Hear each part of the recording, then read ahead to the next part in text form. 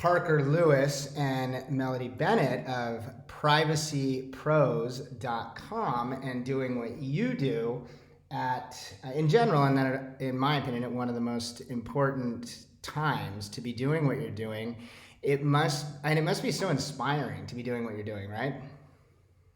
I mean, I think it's a little terrifying because on our end, we know just how much data is being aggregated by like just everyday normal behavior, and having some sense of urgency helps us, do a better job in making sure that people's information is removed from the internet, because you don't know what strangers or even people that you do know want to do with your personal identifiable information. You just don't know. And so that's perfect. And I was, obviously I was thinking about the conversation that we are now having and going to have earlier this morning. And I think that one of the most important questions is, and as you just used a great word, frightening, but most people really don't know how much of their information, what their information is potentially being used for. And so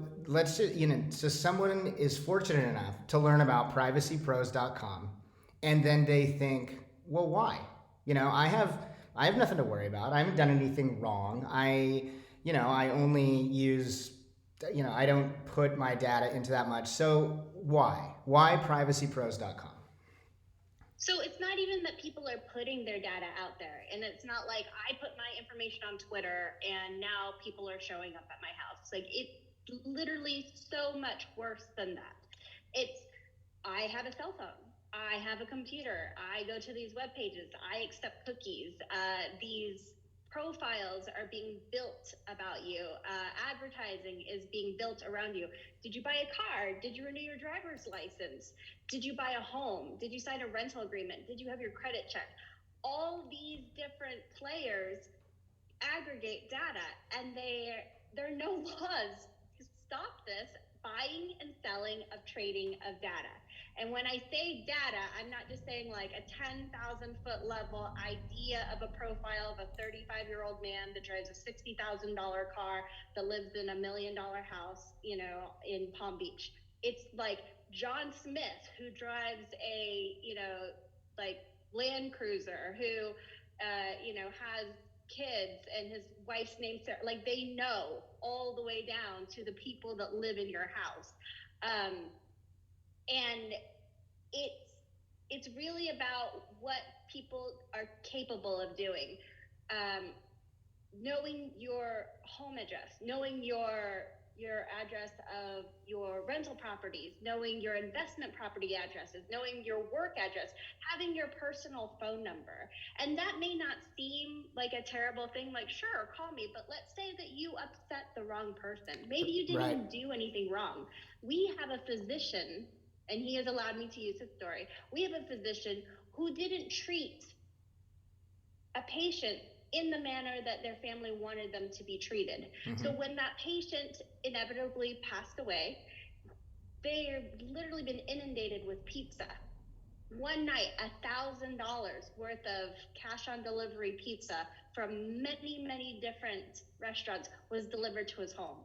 Now, it sounds funny, to send someone pizza, but it's a form of harassment. Absolutely. And it's scary for that physician to think he did everything in his power to take care of a patient, and the family is so upset with him that this is the first step of the harassment that they're taking against him. Well, exactly, and that was immediately what I thought. That's only the beginning. That's only the beginning. Yeah, that's incredibly frightening, and so, it gives me pause to think about how frightening that is. And so this client, who is fortunate enough to be a client of privacypros.com, the steps that you take, unlike anyone else takes, to assist this physician, all of your clients, then are, please explain. So, a few things to know about us. We're literally the only 100% hands-on white glove privacy service in the United States. We we don't automate anything. There are a lot of other companies out there, and some of them that we actually know and we're friends with, and we highly respect what they do, but we do things in such a different manner. Right now, I think as of last Friday, we were teetering on about 190 websites. So we look at 190 websites, one by hand, and we find your information, even if your name is spelled wrong. Like if you're John Smith, John, and we find a Jon, but it has the same address or birthday, we'll remove that too. Fantastic. We go website by website and we remove as much as possible, because it's fine to say, well, these are the top 30 or 50 data brokerages that have your information, and we'll remove that. But what about the other 150 that they're just going to trade information or buy or repopulate off of each other? Within 3 to 6 months, you're repopulated, and then you're throwing more money at the problem, and then it's like nonstop. If we can nip it all, and over the course of a year, and then stay proactive with conversations, right? We make sure that each client is linked up one-on-one with a data specialist, like Melody. Mm-hmm. And Melody comes on and she will call, she will email, she'll let you know, hey, I've been monitoring you and I found this information about you. Or you let Melody know, hey, I'm going to renew my driver's license. And we know that that's going to trigger a population. So now we're proactive rather than being reactive to it. Oh, okay. Interesting. I was wondering why, because obviously I was fortunate enough to become a client, why it was that you specifically requested during the process the driver's license. So 2 things about that. One, because we work as a proxy on your behalf, some websites request, proof that it's you that's wanting it to be done, and they request the form of redacted driver's license. So we provide that. 2, we monitor your driver's license. We know the end date when you're going to have to renew, and we know that renewal is going to trigger a repopulation. So we let you know, hey, your driver's license coming up for renewal. When you do this, we anticipate X, Y, and Z happening. And places like the state of Florida made $80 million last year selling driver's license information to these data brokerages, and it's 100% legal. That I've mentioned that story a few times now since you shared that with me a few weeks ago to my wife, and she still can't wrap her mind around how it's legal. She can't wrap her mind around it. Like, it's a double-edged sword, right? Because A, it keeps us in business, okay, but like we really prefer to be doing something else. But B, like, what we cannot, like, there's no way, unless we were someone like Elon Musk, but we could go up against these data brokerages and get the legislation needed. I mean, not all 50 states, but most of them do sell it, and to come in at close to $100 million a year. Wow. To take away that kind of revenue from a state, like they will just, they'll stomp all over us.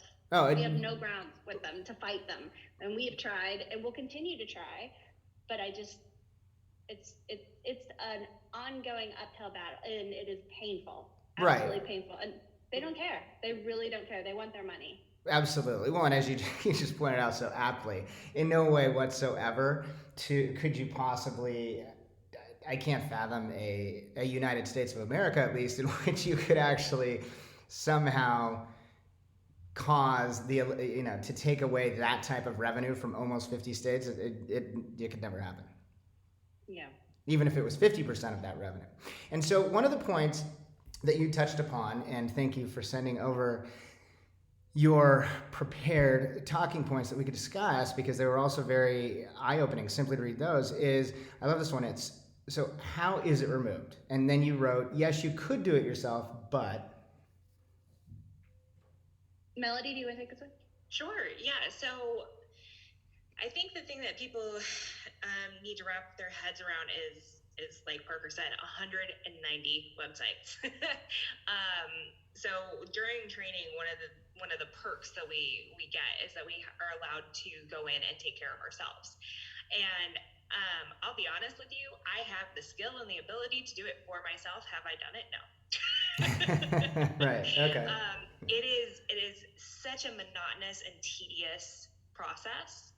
and you have to literally fight with some of these companies to get them to remove your information.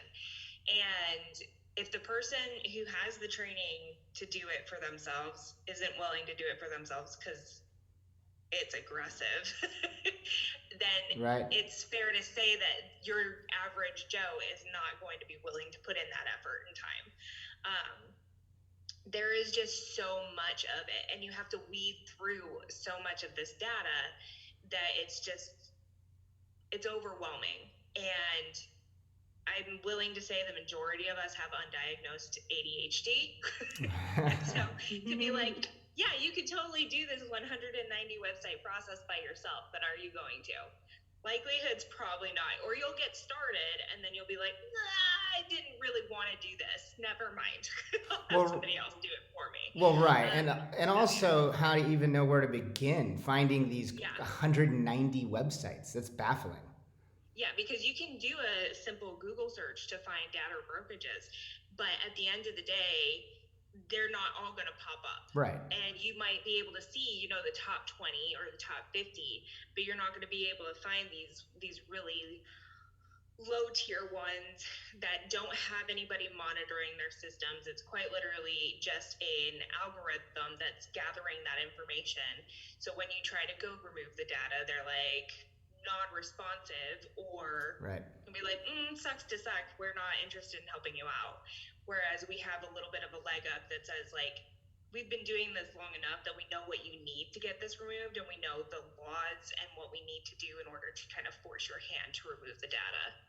Absolutely amazing. And at the end of the day, when it's the cost of privacypros.com, in my opinion, when you break it down on a, let's say you look at that one-time cost across a monthly basis, it's one of the, for me personally, it was one of the smartest, easiest, and I call it an investment, and one of the greatest investments that I've ever made. I mean, absolutely. So for an average person to navigate to all these websites that don't know the opt-out processes, we've clocked some of our new hires and how long it's taken them to remove their information, and it's over 100 hours. How much is your time worth? Because yes, I'm providing you this amazing service to help keep your family, your legacy, and your investments safe and protected. But I'm also giving you time back, because if you try to do this yourself, your family would just miss you. Your hobbies would miss you. Your boat would miss you. Your jet skis would miss you. Your golf buddies will miss you. Your children will miss you. You're not going to have time to do this. But someone that's seasoned, that's been with us for a while, they can probably knock it out in anywhere from 10 to 15 hours. Amazing. For the first run. And these websites, they change their processes all the time because they know there's people like us that are right. out there that are challenging them. And so how much is your time worth? Our yearly subscription fee is $9.99. It's $999 per person per year. And that's just what it costs to be able to have the CEO's phone number on hand. If my phone rings, I will answer it. B, to have an assigned data specialist, so you create and foster that relationship. They know everything that's going on in your life, so that way we can be ahead of repopulations. And at the end of the day, over the course of a year, it's literally $83.25 a month. Right. People, it is. It's $83.25. And so people who go to Starbucks, people who buy that coffee, I mean, $5 a day, that's a lot more than what I'm charging. Well, that's exactly right. And so when I was calculating it, I thought this is not to use that very cliche term, but it's such a no-brainer. It's such a no-brainer because again, it is so important. It's absolutely vital, in my opinion, for someone to do this. Really, regardless. I know obviously we're speaking to the affluent or the luxury crowd, but also for anyone in any walk of life. And you used a great example. Anyone that's spending probably $6 plus a day on Starbucks should be shaving off a few dollars to do something such as this, or not such as this, to do privacypros.com. So, I mean, if we break it down by the day over 365 days, it's $2.74. That's amazing. I mean, when you put it like that, it seems ridiculous. I mean, it's Yes. less than half of a gallon of gas a day. That's another great way to put it. And that's how I analyze everything. And so when I did calculate that, I actually said to myself, I wonder if that's correct. The pricing. It seems like it should be a lot more. I mean, I would love to charge more, but is that really fair? I don't know. I think that we're at fair pricing because we don't outsource any of our employees. Everybody's domestically based. We own our own servers, so we're not out to our servers aren't at risk of getting blown up overseas right now. They're not at risk of being touched by China. They are 100% literally, I bought them, I own them, they're mine. And our secondary, so that's in Carson City, Nevada, and our secondary hot site is in Oklahoma City. Two random places you would just never guess right. them to be, and they're super safe, super rural, super secure. We pay all of our people a fair living wage. And, for us, we thought, what do we need to charge in order to make sure that people can afford to put food on the table, that they can afford childcare, that they can have a living wage with us? And we came up with $9.99, and that's where we're at, and we service the most websites, and we do it by hand. We could absolutely charge a lot more. There are companies that do a terrible job that charge 4, 5, 10 times as much as we do and are automated. So I know that there is a demographic out there that is willing to pay more, but I think that we're in a sweet spot where it makes sense for everybody on every spectrum out there, no matter where you fall economically. Right, very well thought through. And Parker and Melody of privacypros.com. So we looked at, or you discussed, thank you very much for doing so, the example of the physician.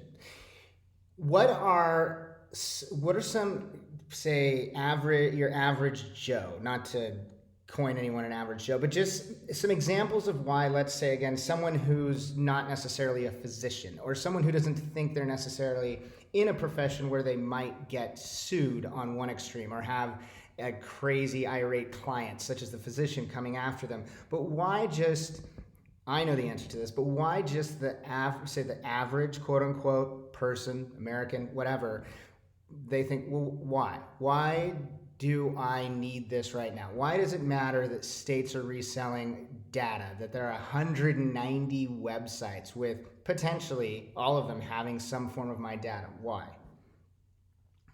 So I know personally, I'm just thinking over the course of my life. I consider myself an average Jane. I don't have anything that's super aggressive in the investments world. I'm average. So off the top of my head, let's think about ex-boyfriends, estranged family members that are mean. Right. Thinking about, outside of my own realm, teachers, especially teachers right now. Things are really wild for teachers, and I don't know how much you're following it, but especially in Florida right now, it is a hot seat. And so for that information to be so readily available is terrifying. And I think a lot of people underestimate the power of the mob mentality, especially within spouse communities. If you do a search on Facebook any given day, you'll find dozens, if not hundreds, of such and such location wives groups, and the just straight up mob mentality that happens when somebody feels like they're slighted and they don't even get the full story. It's oh, well, I know so and so obviously whatever happened to them is the facts, so I'm going to take that time and that effort to leave reviews, find out where they live. Let me tell you what, women as a whole, and I feel safe saying this, correct me if I'm wrong, Parker, but we think we're the FBI. Give us Google and we think we're FBI. So we're yeah, we can totally find all this information, and that's the problem. You can. You can. Relatively easily? Oh, so easily. Absolutely. I found so much stuff on you the day that I met you, just so you know. Perfect. Good thing you signed up.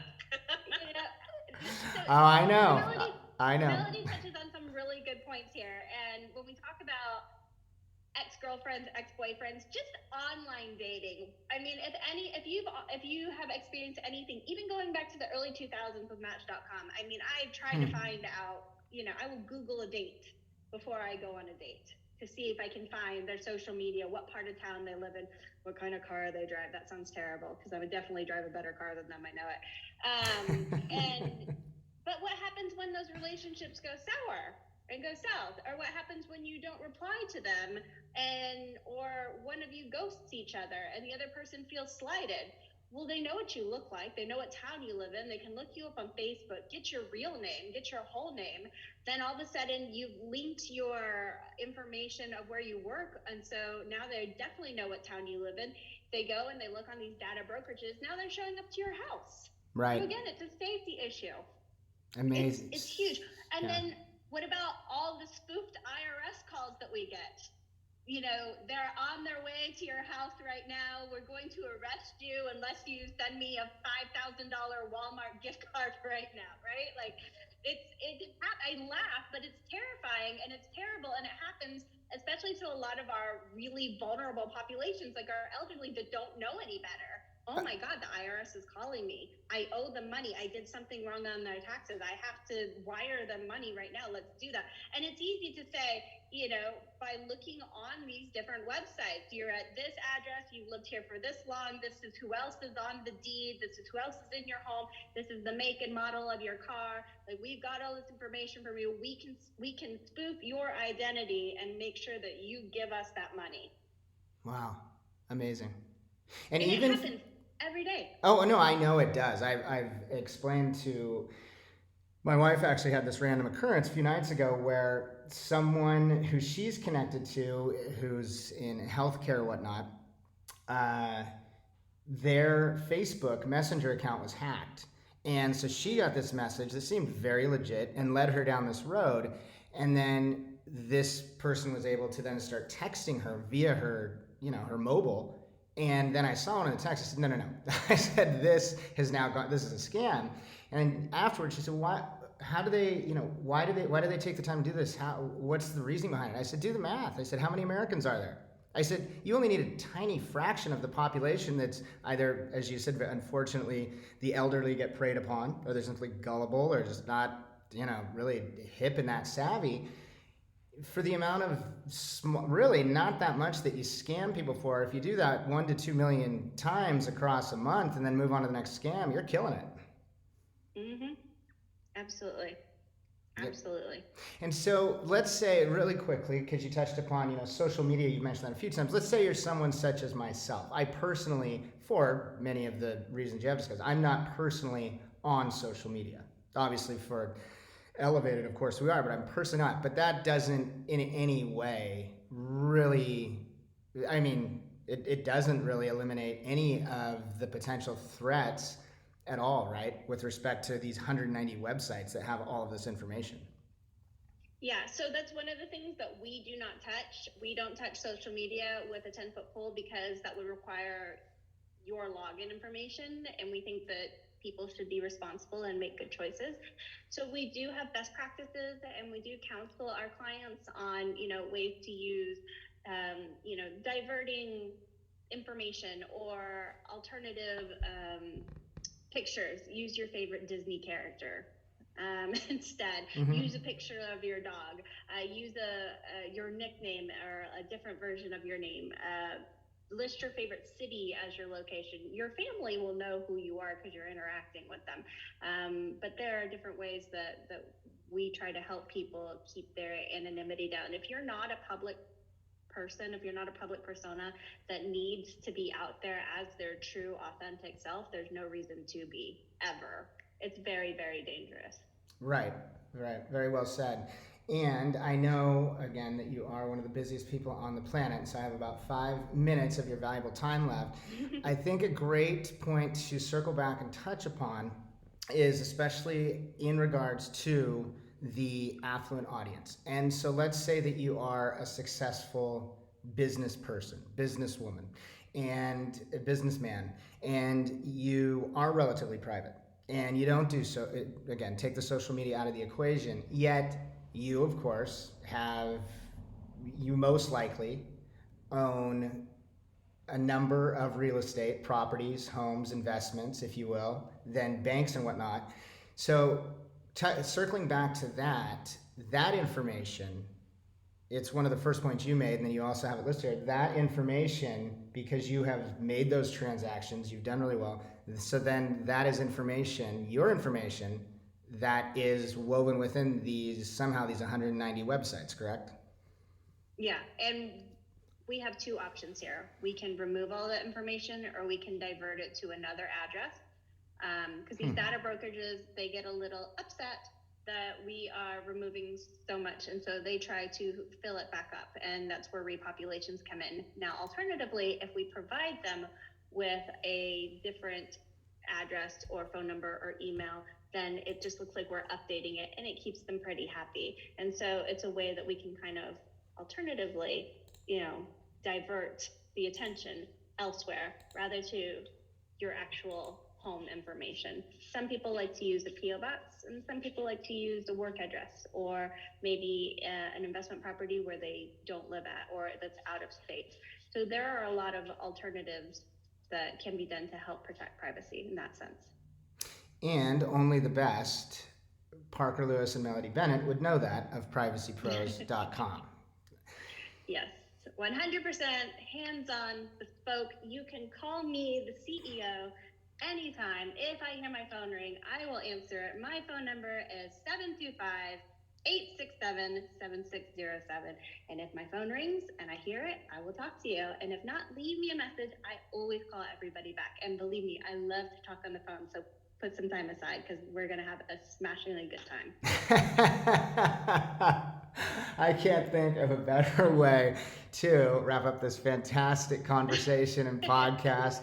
Parker Lewis and Melody Bennett of privacypros.com. Is there anything that I didn't ask you that I should have, or anything that we didn't discuss that we should have during these valuable 30 minutes that we've had?